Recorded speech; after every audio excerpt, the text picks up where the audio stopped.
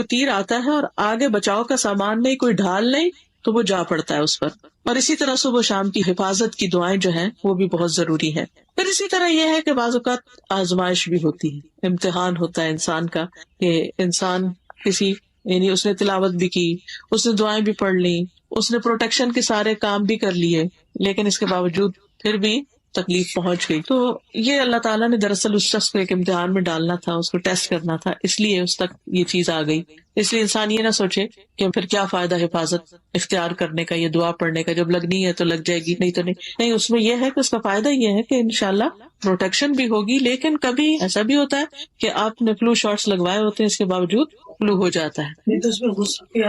جی ہاں. اب یہ کہ جو جسمانی بیماریاں ہوتی ہیں وہ عام طور پر کیا ہوتی ہیں، اس میں چہرے کے داغ دھبے وغیرہ، جیسے نبی صلی اللہ علیہ وسلم نے اس بچی کی چھائیاں دیکھ کے کہا تھا کہ اس کو نظر لگی ہے.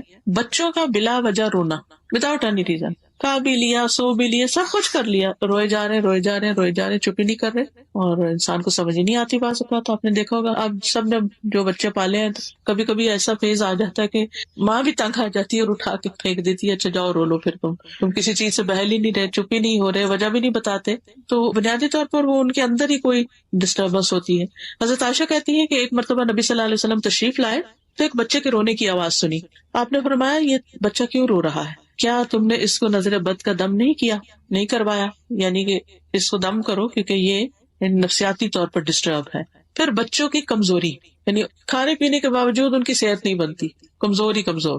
اسماء بنت امیس کہتی ہیں کہ نبی صلی اللہ علیہ وسلم نے اسماء بنت امیس کو کہا کہ میں اپنے بھائی کے بیٹوں کو، جعفر جو تھے آپ کے کزن تھے، ان کے جسموں کو دبلا پتلا دیکھتا ہوں، کیا ان کو کھانے پینے کو نہیں ملتا، ان کو فقر و فاقہ ہے کچھ؟ تو انہوں نے کہا کہ نہیں، انہیں بہت جلد نظر بد لگ جاتی. آپ نے فرمایا انہیں دم کرو.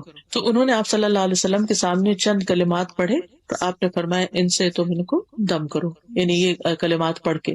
پھر اسی طرح بعض اوقات انسان کے اندر نفسیاتی امراض پیدا ہو جاتے ہیں. بعض اوقات انسان اونچائی سے گر پڑتا ہے، یعنی مقام کی اونچائی ہو یا پھر ویسے فزیکلی کہیں چڑھا ہوا ہے، اچانک نیچے آ گرتا ہے. حدیث میں آتا ہے نبی صلی اللہ علیہ وسلم نے فرمایا کہ بسا اوقات ایسا ہوتا ہے کہ وہ اونچی جگہ پر چڑھتا ہے پھر وہاں سے گر پڑتا ہے. ایک اور حدیث میں آتا ہے مسند احمد کی کہ یہ اوپر چڑھنے والے کو پھسلا دیتی ہے، سلپ کروا دیتی ہے. کبھی شدید بیماری بھی لگ جاتی ہے اور انسان کی جان خطرے میں پڑ جاتی ہے. عبداللہ بن عامر کہتے ہیں کہ عامر بن ربیعہ اور سہل بن حنیف دونوں غسل کرنے کے ارادے سے نکلے اور دونوں کوئی اوٹ تلاش کر رہے تھے. تو سہل نے اپنا اون کا جبہ اتارا، یعنی کوٹ اتارا.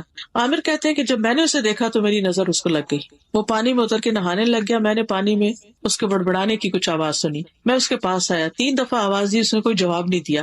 پھر میں نبی صلی اللہ علیہ وسلم کے پاس آیا اور ساری بات بتائی. آپ تشریف لائے اور پانی میں داخل ہو گئے. کہتے ہیں میں ابھی بھی آپ کی پنڈلیوں کی سفیدی دیکھ رہا ہوں.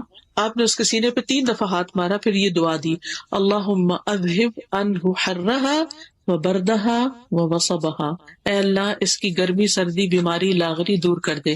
پھر کھڑے ہوئے اور فرمایا جب کسی کو اپنے بھائی کا کوئی وجود یا مال پسند آئے تو اس کے لیے برکت کی دعا کرے، اس سے یعنی نظر نہیں لگے گی، کیونکہ نظر کا لگ جانا برحق ہے.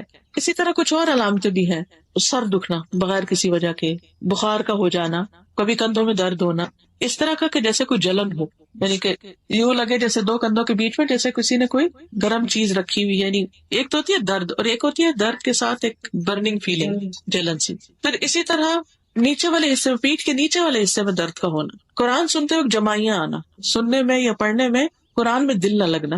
اسی طرح ٹھنڈک میں بھی گرمی لگنا، اور کبھی الٹا کہ گرمی میں ٹھنڈک لگنے لگ جانا. بالوں کا اچانک گرنا شروع ہو جانا، پورے لٹیں جو ہیں وہ اترنا شروع ہو گئی ہیں. فوکس کھو دینا، فوکس نہ ہونا، کبھی وزن کا اچانک کم ہو جانا، بھوک نہ لگنا، کبھی چیز کو حفظ یاد نہ کر سکنا. یعنی بچے ہوتے ہیں نا، حفظ رہا ہے قرآن حفظ کر رہے ہوتے ہیں، کبھی آپ نے ایکسپیرینس کیا ہوگا، کرتے کرتے جا کے کسی ایک سپارے پہ ایسا اٹکتے ہیں آگے نہیں